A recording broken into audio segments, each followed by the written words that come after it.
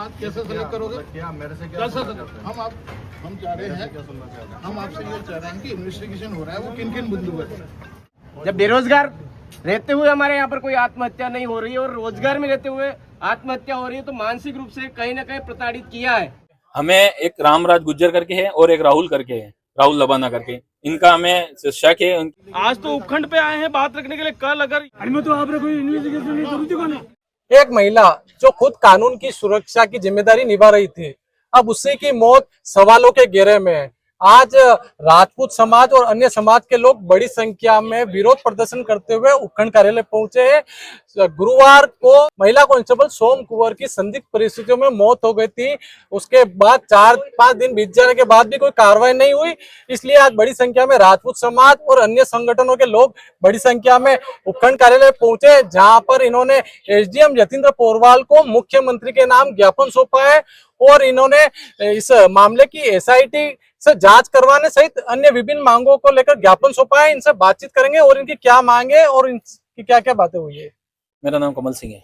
अभी तक क्या निष्कर्ष निकला इस मामले में? अभी तक तो कोई निष्कर्ष नहीं आया इसके मामले में। अभी तक किसी कोई जांच सामने नहीं आई जिससे अपन बोल सके कि भाई इन्होंने किया है, हत्या की है या फिर ये सुसाइड किया गया, ऐसे कोई अपने के पास ऐसी कोई सूचना या कोई जांच नहीं आई है। हम नहीं आए, उससे पहले इन्होंने दरवाजे तोड़ दिया था। उस दरवाजे तोड़ने या तो हमें अवगत करा के हम बुला के हमें दरवाजे तोड़ते हमारे सामने करते, तो हम ये भी मान सकते हैं कि भाई इन्होंने एविडेंस हो वहां पर और गायब किए हो, ये भी तो हो सकता है। अगर ये देखना चाहते थे रूम के जहाँ जिस क्वार्टर में वो रहती थी उसके चारों तरफ खिड़कियां थी, एक कांच फोड़ देते हर जगह का कि भाई यहाँ है क्या, यहाँ है क्या, सोई है कि लटकी है कि तड़प रही है कि क्या है, वो सारी सिचुएशन पता थी। अरे तड़पती थी बचा लेते थे, हम मान लेते, लेकिन फंदे में लटकी हुई थी, चलो कुछ भी हो, मैं खुद जाके देखा, मैंने वहां फंदे में लटकी हुई थी।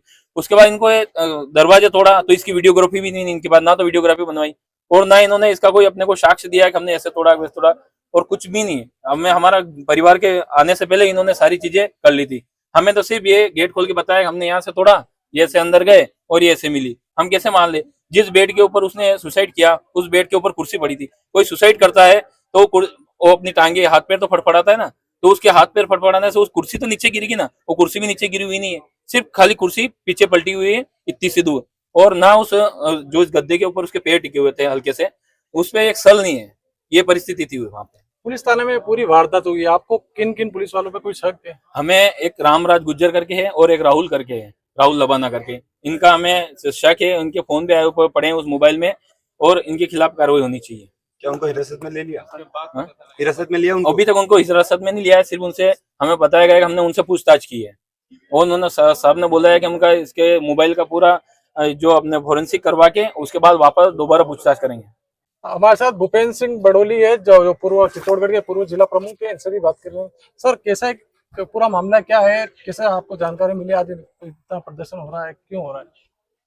ये जो घटना हुई, उस घटना के घटित होते ही मुझे जानकारी थी कि भाई ये घटना जिस परिवार में हुई उन परिवार से भी मेरा आत्मीय संबंध है, और कल रात को ही सूचना मिली कि भाई समाज के लोगों के बीच में, सब समाज के लोगों के बीच में ये एक धारणा है कि जो पुलिस इन्वेस्टिगेशन हो रही है उसमें आरोपी के नामजद नहीं किया जा रहा है। उसको लेकर अपन प्रशासन से मिले, इस विषय में उच्च अधिकारियों से भी मेरी बात हुई।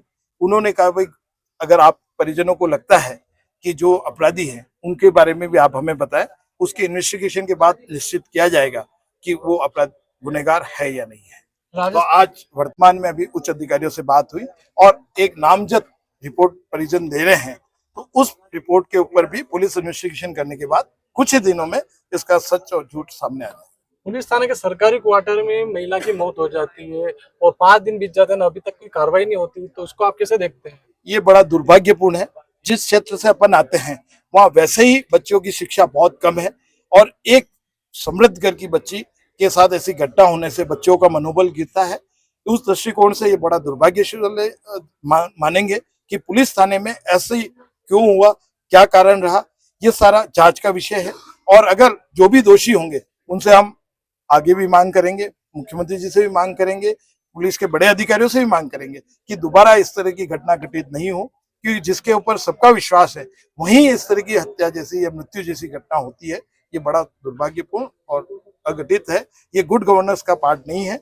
मुझे विश्वास है कि इस पर बहुत जल्दी से जल्दी हफ्ते 15-10 दिन में ही इसका न्याय का पर्दाफाश होगा और गुनहगारों को कड़ी से कड़ी सजा मिलेगी, जिससे लोगों के विश्व आत्मविश्वास बने और बच्चों का मनोबल नहीं गिरे, अन्यथा बच्चों का मनोबल गिर जाएगा और नारी शक्ति में बड़ा नुकसान।